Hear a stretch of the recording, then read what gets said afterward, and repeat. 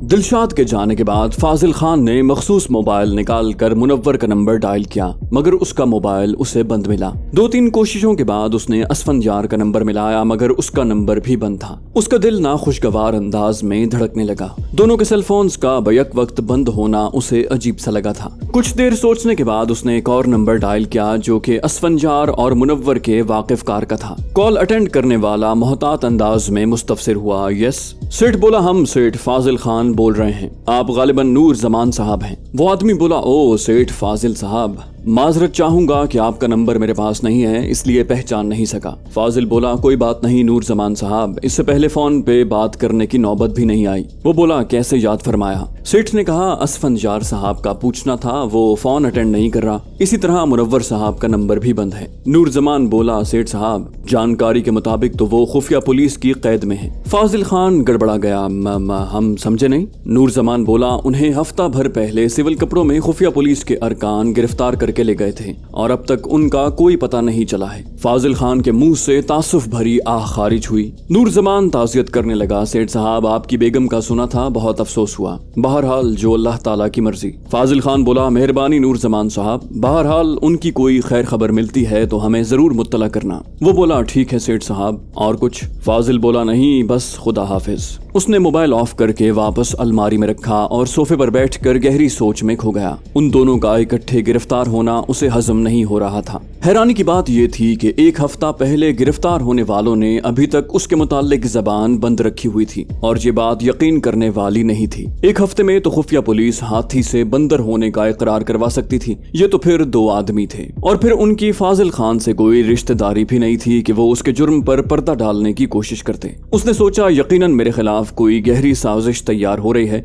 या खुफिया पुलिस मेरे साथ चूहे बिल्ली का खेल जारी रखे हुए है। दिलशाद अमीन को बेवकूफ बनाने की सारी खुशी खाक में मिल गई थी। उसने सोचा, अगर आतिफ से बात की जाए, वो एक अहम पोस्ट पर है और उसके हवाले मैंने इतनी रकम भी की है, वो लाजिमन मेरी मदद करेगा। मगर उसके साथ ही उसके जहन में एक मुतजाद सोच उभरी। आतिफ के साथ तो पिछले जराइम पे सौदा हुआ था और ये बिल्कुल नया जुर्म है। वो तो और गुस्से होगा कि मैं अभी तक अपना काम जारी रखे हुए हूँ। काफी देर सोचने के बाद उसने ब्लैक लिक्विड के नुमाइंदे से बात करने का सोचा कि उसके अलावा कोई ऐसा बंदा नजर नहीं आ रहा था कि जिससे वो मशवरा कर सकता। कॉल अटेंड करते ही पूछा गया, मिस्टर फाजिल खान, शायद तुम अपनी नाकामी की रिपोर्ट देना चाह रहे हो। सेठ बोला, सर वो तो आप जानते ही होंगे और वजह भी मालूम होगी। कहा गया, अच्छी तरह मालूम है और लगता है कि अब तुम बूढ़े हो गए हो। फाजिल बोला, सर बस किस्मत में यही लिखा था। तंजिया अंदाज में कहा गया, किस्मत इंसान के अपने हाथ में होती है जनाब सेठ साहब। सेठ फाजिल बोला, सर कभी कभी तदबीर के खिलाफ भी हो जाता है। कहा गया, बहरहाल अब तुम हार चुके हो और ये तो तुम अच्छी तरह जानते होगे कि जिंदगी ऐसा टूर्नामेंट है जिसमें नॉकआउट सिस्टम राइज है। फाजिल बोला, सर फोन करने का मकसद आपसे रहनुमाई चाहना था। कहा गया, बात बहुत बढ़ गई है फाजिल खान, हम पिटे हुए मोहरे को जिंदा नहीं छोड़ा करते, मगर तेरी साबिका खिदमात मद्देनजर रखते हुए तुझे कुछ नहीं कहा जा रहा। सेठ फाजिल बोला, मैं पहले से ज्यादा खिदमात सर अंजाम दे सकता हूँ। ब्लैक लिक्विड के सामने वो नवाबी भूल जाता था। कहा गया, फाजिल खान तुम सीआई की नजरों में आ गए हो, अब तुम हमारे लिए कोई खिदमात सर अंजाम नहीं दे सकते। फाजिल खान बोला, सीआई को मैं हड्डी डाल चुका हूँ और मजीद रकम भी उनके हवाले कर सकता हूँ। आवाज आई, ये तुम्हारी भूल है बेवकूफ, रिश्वत लेना तुम्हें आजाद करने का एक मुनासिब बहाना था। सेठ फाजिल ने पूछा, इसमें उनका क्या फायदा? कहा गया, हमारे लिए जाल बिछाना और बस। सेठ फाजिल ने कहा, गोया उनकी नजरों में मैं अब भी मुजरिम हूँ। आवाज आई, हाँ, और तेरी वजह से ही मुनव्वर और असफंजार गिरफ्तार हुए हैं। फाजिल ने पूछा, आप उन्हें कैसे जानते हैं? आवाज आई, ब्लैक लिक्विड अपनी आंखें खुली रखती है फाजिल खान। सेठ फाजिल बोला, सर ऐसे हालात में क्या करना चाहिए? आवाज आई, मुखलिसाना मशवरा ये है कि पाकिस्तान से भाग जाओ। ये कहते ही राब्ता मुनक़ता कर दिया गया। ये मशवरा फाजिल खान को मुनासिब लगा था। मौजूदा हालात इसी बात के मुतकाजी थे कि वो पाकिस्तान से फरार हो जाता। यूं भी वतन अजीज में तमाम मुश्किलात का आसान हल यही है कि हुकूमत करो, लूटो खसूटो और जब देखो कि एहतसाब का खतरा है तो बैरून मुल्क भाग जाओ। मजहर, तूने सामने से और इकबाल ने अकबी जानिब निगरानी करनी है। मैं और अशफाक अंदर जाएंगे, तमाम ने वायरलेस पे राब्ते में रहना है। उस वक्त वो डीवी की रिहाइश गाह के सामने किराए की एक कार में बैठे हुए थे। आतिफ उन्हें प्लान समझा रहा था। मजहर ने पूछा, सर अगर सिर्फ एक आदमी बाहर रहे? आतिफ ने इनकार में सर हिलाया, नहीं, फ्रंट और बैक दोनों साइडों की निगरानी जरूरी है, और यूं भी अंदर सिर्फ एक आदमी ही होगा, उसके लिए 2 आदमी काफी होंगे। तमाम ने सर हिला दिया, ठीक है सर। आतिफ बोला, हम अकबी जानिब से अंदर दाखिल होंगे, सूरत हाल को देखते हुए अंदर कार्रवाई की जाएगी, हर किस्म की नागहानी सूरत हाल के लिए तैयार रहना, कोई प्लान में तब्दीली करना चाहता हो तो बता दे। उसने हस्बे आदत आखिर में पूछा, मगर सबका सर नफी में हिल गया। अकबी दीवार उबूर करते ही आतिफ और अशफाक अंदर दाखिल हुए। तुम बाएं तरफ से जाओ, अगर कोई खिड़की खुली हो तो बता देना। अशफाक को बताकर वो खुद दाएं तरफ मुड़ गया। पहली खिड़की देखते ही उसे प्लान तब्दील करने की जरूरत महसूस हुई। खिड़की खुली थी मगर उसमें जाली लगी हुई थी, और यकीनन बाकी खिड़कियों का भी यही हाल होना था। उसी वक्त उसे अशफाक की आवाज सुनाई दी, सर खिड़कियों में जाली लगी हुई है। आतिफ ने कहा, देख लिया है, अब सामने से जाना पड़ेगा, और दबे पांव आगे बढ़ गया। मेन गेट पर चौकीदार मौजूद था। मजहर, गेट पे हल्की सी दस्तक देकर चौकीदार को अपनी तरफ मुतवज्जे करो। मजहर की हल्की सी आवाज उसके कानों में गूंजी, जी सर। चंद सेकंड बाद ही गेट हल्के से खटखटाया गया और चौकीदार चौंकते हुए जेली खिड़की खोलने लगा। इतनी मोहलत उनके लिए काफी थी। वो दोनों बिजली की सी तेजी से अंदरूनी इमारत में घुस गए। उन्हें मजहर की चौकीदार से बातचीत की आवाज सुनाई दी। वो किसी फर्जी आदमी के बारे में इस्तफसार कर रहा था। ड्राइंग रूम से गुजरते हुए वो चौड़ी गैलरी में पहुंचे। वहाँ 3 कमरों के दरवाजे मौजूद थे, जिनमें से दरमियानी दरवाजे में हल्की सी दर्ज मौजूद थी और उससे टीवी चलने की आवाज बाहर आ रही थी। खुले दरवाजे ने उनका आधा काम आसान कर दिया था। आंखों ही आंखों में एक दूसरे को इशारा करते हुए वो दोनों इकट्ठे अंदर दाखिल हुए। दोनों के पिस्टल का रुख कमरे के वाहिद मकीन डेवी की तरफ था, जो मेज पर नक्शा फैलाए काम में मसरूफ था। टीवी पर कोई मकामी चैनल चल रहा था। न्यूज़कास्टर गालिबन फारसी में खबरें पढ़ रही थी जो उनकी समझ से बाहर थी। कौन हो तुम? डेवी बदले हुलिये की वजह से उन्हें पहचान नहीं पाया था। आतिफ ने अपना मास्क उतारते हुए कहा, खादिम को आतिफ कहते हैं। डेवी बोला, इस ड्रामे का मकसद? उसने अपने लहजे को बेखौफ बनाने की कोशिश की, जो कामयाब न हुई। आतिफ ने कहा, तुमने कुछ उधार चुकाना था मिस्टर डेवी, याद है ना? आखिरी मुलाकात में मैंने कहा था कि कोशिश करना दोबारा मेरा सामना न हो। डेवी बोला, तो मैंने कब कोशिश की है तुम्हारा सामना करने की? आतिफ ने कहा, तुम्हारी ग्रामर का हाल भी मेरी तरह कुछ अच्छा नहीं है मिस्टर। मैंने कहा था कोशिश करनी है मेरा सामना न हो, सादा अल्फाज में कि मुझसे बचना, क्योंकि तुम मेरे मुल्क और कौम के मुजरिम हो और मुजरिमों को माफ करने का मैं बिल्कुल कायल नहीं। डेवी बोला, आपकी हुकूमत से मुआहिदा हो चुका है और उसकी खिलाफ वर्जी करना आपको जेब नहीं देता। आतिफ बोला, मुआहिदा? मिस्टर, वो मुआहिदा नहीं, धूस थी, एक कन्फर्म मुजरिम को रिहा करना। क्या तुम्हारी हुकूमत इसी तरह मुजरिमों से मुआहिदे किया करती है? उसने नफी में सर हिलाया, नहीं, मगर आपके एक जिम्मेदार ओहदेदार ने तो मुआहिदा किया है ना, और उसकी पासदारी आपको लाजिम है। आतिफ ने कहा, बेवकूफ, उसने कोई कानूनी मुआहिदा नहीं किया, तेरी तंजीम की वसातत से उसे कुर्सी मिली थी। जवाबन एक मुजरिम की रिहाई का हुक्म देते हुए उसने नमक हलाली का मुजाहिरा करना चाहा, जो मुल्क और कौम से गद्दारी थी। डेवी बोला, अगर मैं अभी आपसे मुआहिदा करना चाहूँ? आतिफ बोला, तुम क्या दे सकते हो? वो बोला, आप मांग कर देखें। आतिफ ने कहा, पाकिस्तान का जितना नुकसान कर चुके हो, क्या उसे पूरा कर सकते हो? डेवी बोला, कोई ऐसी चीज मांगो जो मुमकिन हो। आतिफ ने जेब से साइलेंसर निकाल कर पिस्तौल की नाल पर चढ़ाया और बोला, मेरा ख्याल है काफी गपशप कर ली है। डेवी का रंग हल्दी की तरह जर्द हो गया। प्लीज मिस्टर आतिफ, वो गिड़गिड़ाया। आतिफ ने होंठ भींचते हुए कहा, अलविदा मिस्टर डेवी, और ट्रिगर दबा दिया। ठक की आवाज के साथ डेवी की दोनों आंखों के बीच रोशनदान खुल गया। चंद सेकंड तक हाथ पैर छटकने के बाद वो साकिन हो गया। अशफाक ने पूछा, सर तलाशी लेने की जरूरत है? आतिफ बोला, नहीं। पिस्टल जेब में डालकर वो दोबारा अपना मास्क ठीक करने लगा। उसके कानों में मजहर की आवाज गूंजी, सर काम हो गया? आतिफ ने कहा, हाँ, और हम बाहर निकल रहे हैं। तुम चौकीदार को दोबारा अपनी जानिब मुतवज्जे करो। ओके कहकर मजहर कोठी के गेट की तरफ बढ़ गया। जब वो ड्राइंग रूम के दरवाजे पर पहुंचे, उस वक्त मजहर दस्तक देकर चौकीदार को दोबारा अपनी तरफ मुतवज्जे कर चुका था। कोठी की दाहिनी साइड से चक्कर काटते हुए वो अकबी समत में पहुंचे और फिर दीवार उबूर करते हुए बाहर आ गए। वहां से चारों कार में बैठकर कार्ल्स और जेम्स की रिहाइश गाह की तरफ बढ़ गए। वहां फखर उनका मुंतजिर था। आतिफ ने जाते ही फखर से पूछा, क्या सूरत हाल है? वो बोला, दोनों मौजूद हैं सर, शाम के टाइम ही बाहर जाते हैं। आतिफ ने कहा, ठीक है, ऐसा करो, तुम कोठी के अकबी जानिब चले जाओ, इकबाल सामने से निगरानी करेगा और हम तीनों अंदर जाएंगे। इकबाल और फखर सर हिलाते हुए अपनी ड्यूटी पर चले गए, जबकि आतिफ उन दोनों के हमरा कोठी की अकबी जानिब बढ़ गया। जल्द ही वो कोठी के अंदर थे। उनकी खुशकिस्मती के अकबी जानिब ही उन्हें खुली खिड़की मिल गई। उससे होते हुए वो अंदरूनी इमारत में दाखिल हुए। दोनों उन्हें ड्राइंग रूम में ही मसरूफे गुफ्तगू नजर आए। वो तीनों बेधड़क अंदर दाखिल हो गए थे। उन पर नजर पड़ते ही वो हड़बड़ा कर खड़े हो गए। आतिफ ने मास्क उतारते हुए कहा, शायद तुम्हें हैरानी हो कि हम कौन हैं। फिदवी को आतिफ कहते हैं और तुम लोगों को अपना जुर्म खूब मालूम है, वजाहत करना वक्त का ज़िया है। ये कहते ही उसके साइलेंसर लगे पिस्तौलों से 2 मरतबा ठक ठक की आवाज निकली और वो सोफों पर गिरकर तड़पने लगे। आतिफ उनके ठंडा होने से पहले वापस मुड़ गया। चलो, अपनी आमद का रास्ता इस्तेमाल करते हुए वो तीनों बाहर आ गए और फिर आधे घंटे बाद वो वापस होटल पहुंच गए। आतिफ मजर से बोला, कल की फ्लाइट से हमारे लिए सीटें रिजर्व करवा लो, अपने बारे में दानिश साहब से पूछ लेना। वो जवाबन बोला, हमने भी वापस ही जाना है सर। आतिफ ने कहा, ठीक है, सीटें कंफर्म करके मुझे मुत्तला कर दो। जी सर कहकर मजहर कमरे से निकल गया।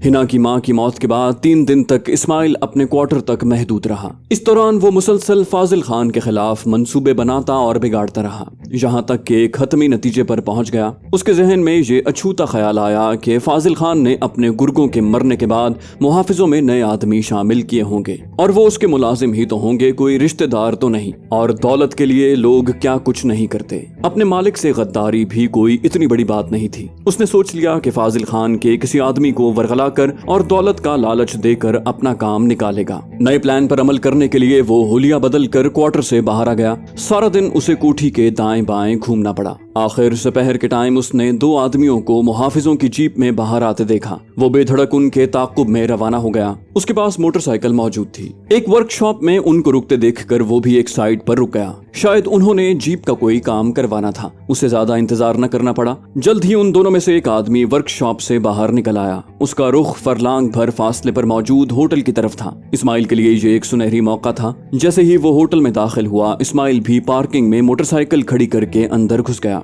वो उसे कोने की एक मेज पर अकेला बैठा नजर आया। उसके करीब जाकर इस्माइल ने पूछा, क्या मैं यहाँ बैठ सकता हूँ? गहरी नजर से इस्माइल का जायजा लेकर उसने मूंछों को ताव दिया। बैठे भाई साहब। इस्माइल ने कहा, चाय पियेंगे आप? वो बोला, मेहरबानी जी, मैंने बताया हुआ है। उसके लहजे में हल्की सी हैरानी थी। इस्माइल बैरे को चाय का बताकर दोबारा उसकी तरफ मुतवज्जे हो गया। आप गालिबन सेठ फाजिल के आदमी हैं? इस्माइल की बात पे उसने चौंकते हुए पूछा, हाँ, मगर तुम कैसे जानते हो? इस्माइल बोला, सेठ साहब एक मशहूर शख्सियत हैं, आते जाते नजर पड़ ही जाती है, और वैसे भी उन्हें आप लोगों ने घेरा होता है तो आप लोग ज्यादा नजर आते हैं।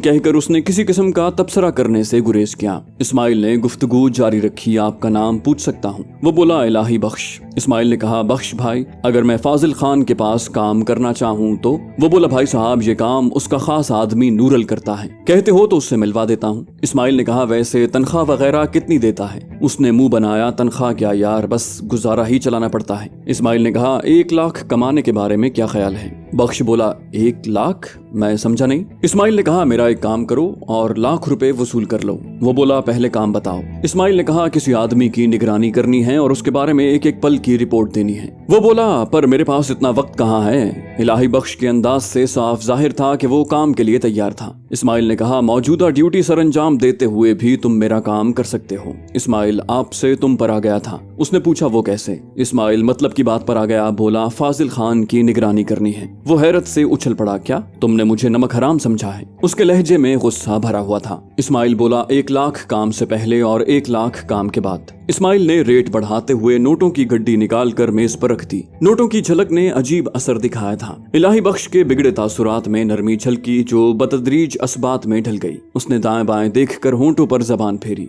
बोला, मगर मैं उसके हर पल की रिपोर्ट नहीं दे सकता। इस्माइल ने कहा, हर पल से मुराद उसके घर से निकलने और वापस आने की रिपोर्ट है, और इसके अलावा भी अगर कोई बात मालूम हो जाए तो ठीक है, वरना कोई बात नहीं। इस्माइल ने नोटों की गड्डी उसकी समत बढ़ाई जो उसने दाएं बाएं देखते हुए जल्दी से जेब में रख ली। बख्श बोला, उसे मालूम हो गया तो दोनों जान से जाएंगे। इस्माइल ने कहा, कुछ भी नहीं होता, ये बात हम दोनों के बीच हुई है, किसी तीसरे को पता चलेगा तो उसे मालूम होगा ना। और यूं भी तूने सिर्फ निगरानी करनी है, उस पे हमला नहीं करना, ना उसके घर से कोई चीज चुरानी है। बख्श बोला, आपका नाम जान सकता हूँ? दौलत ने उसके लहजे में एहतराम पैदा कर दिया था। इस्माइल ने नाम का आखिरी हिस्सा दोहराया, गाजी शाह। बख्श बोला, इस निगरानी से आपको क्या फायदा होगा? इस्माइल ने कहा, कहते हैं मीठे आम खाते हुए पेड़ों को गिनने की फिक्र नहीं करनी चाहिए। वो बोला, शायद आप बताना नहीं चाहते। इस्माइल ने कहा, कोई फायदा होता तो जरूर बताता। बख्श बोला, ठीक है, आपको रिपोर्ट कैसे देनी है? इस्माइल ने कहा मेरा नंबर नोट करो, इस पर कॉल कर लिया करना। इस्माइल का मोबाइल नंबर नोट करके वो उठते हुए बोला तो फिर मुझे इजाजत। इस्माइल ने कहा बिल्कुल, और हाँ अगर काम तसल्ली बख्श पाया गया तो इनाम भी मिलेगा। इस्माइल ने उसे लालच देना मुनासिब समझा कि इस तरह वो काम दिल जमई से करता रहेगा।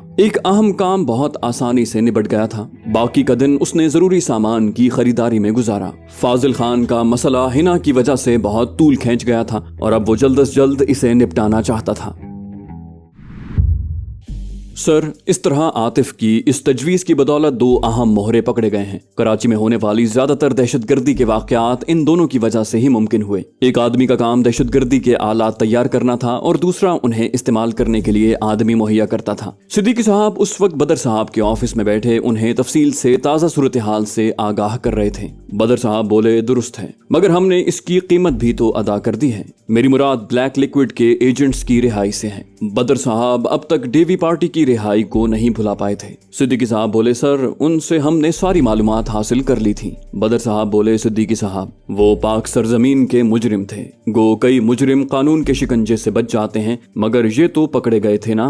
इनको रिहा करना और फिर मेरी बदकिस्मती के इनकी रिहाई का हुक्म भी मुझे देना पड़ा। ये सब आतिफ की तजवीज की बदौलत ही हुआ है। सिद्दीकी साहब बोले सर, शायद ये खबर आपके लिए खुशी का बायस बने कि वो तीनों अपने अंजाम को पहुंच गए हैं। आतिफ ने परसों उन्हें अपने हाथों से जहन्नम रसीद किया है। बदर साहब हैरानी से बोले क्या मतलब, क्या वो दोबारा पाकिस्तान आ गए हैं? सिद्दीकी साहब ने कहा नहीं सर, उन्हें ईरान में हलाक किया गया है। बदर साहब ने कहा पहेलियां मत बुझवाओ। उनके लहजे में खफगी भरा इश्तियाक था। जवाबन सिद्दीकी साहब ने सारी तफसील उनके गोश गुजार कर दी। आतिफ के ईरान जाने की बात से मुझे क्यों लाइल्म रखा गया? सिद्दीकी साहब बोले क्योंकि मैं खुद इस बात से लाइल्म था। उसने 1 हफ्ते की छुट्टी मांगी और 4 दिनों में वापस आकर गैर रस्मी तौर पर मुझे सारी सूरत हाल से आगाह कर दिया। इसी तरह मैंने भी आपको रिपोर्ट नहीं दी। अगर आपको बुरा लगा हो तो ऐसा कुछ नहीं हुआ। और सिद्दीकी साहब की बात पे बदर साहब कहकहा लगाकर हंस पड़े। ये आतिफ भी खूब है।